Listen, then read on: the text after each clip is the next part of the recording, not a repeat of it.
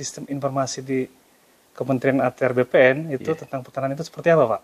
Ya, baik Pak Nandang. Jadi memang sebenarnya Kementerian ATR BPN itu seperti halnya kementerian yang lainnya, itu berusaha untuk memberikan pelayanan seluas mungkin, yang mudah dijangkau, yang mudah diakses oleh masyarakat, dan juga memiliki akurasi data yang tinggi. Nah, itulah yang diupayakan oleh BPN melalui layanan elektronik, melalui aplikasi-aplikasi yang sekarang ini sudah banyak diterbitkan. Nah, jadi memang di dalam layanan elektronik kemudian yang dilakukan oleh BPN dalam hal penyebaran informasi itu sudah berusaha sebanyak mungkin, seluas mungkin tema-tema mengenai layanan pertanahan itu diberikan. Nah, bagaimana tentang keterkaitan antara aplikasi yang ada itu sebenarnya terintegrasi dalam satu sistem KKP, yaitu komputerisasi kegiatan pertanahan. Jadi sumber data ya yang kemudian juga menjadi pusat dari aplikasi-aplikasi yang ada itu adalah dari KKP. Nah, kemudian dari KKP itu sendiri, itu kemudian nanti disalurkan ke berbagai aplikasi yang bersifat pemberian informasi ataupun layanan pertanahan, itu dengan terintegrasi.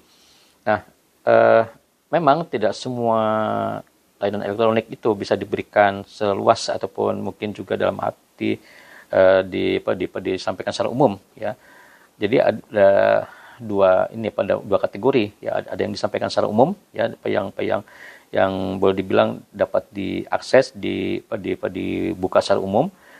Ada juga aplikasi ataupun informasi yang sifatnya itu terbatas, jadi harus mendaftar dulu, ya, pengguna itu harus mendaftarkan dulu, kemudian diverifikasi, barulah kemudian mendapatkan akses untuk mendapatkan informasi. Nah, biasanya untuk yang bersifat umum itu adalah yang dalam bentuk penyajian informasi spasial, ya, seperti misalnya kalau Bapak Ibu pernah melihat ada aplikasi berbasis web yaitu Gistaru yang ada di laman website BPN, itu bersifat umum, terbuka.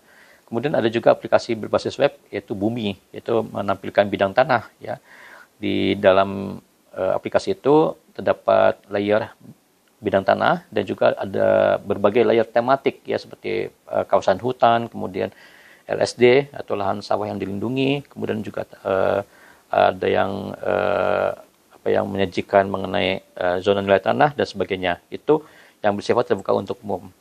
Sedangkan yang bersyarat, yaitu pengguna itu dia itu harus mendaftar terlebih dahulu dan diberikan validasi, yaitu dengan dengan cara si pengguna itu mendaftar melalui satu aplikasi yang disebut dengan aplikasi pelayanan pertanahan. Nah, disitulah kemudian diberikan akses untuk mendapatkan penggunaan pemanfaatan beberapa aplikasi seperti Sentuh Tanahku, kemudian Survei Tanahku dan sebagainya. Nah, maksud terbatas itu karena apa? Karena ada beberapa informasi yang itu memang harus sifatnya itu yang bersangkutan yang mengajukan itunya permohonan informasinya, ya, sehingga itu dibatasi. Karena itulah ada prosedur yang memang harus mendaftar terlebih dahulu. Tapi pada intinya informasi yang diberikan oleh Kementerian ATR BPN itu bersifat terbuka, ya. Jadi itu disampaikan dengan secara elektronik, dan saat ini banyak yang sudah berbasiskan web.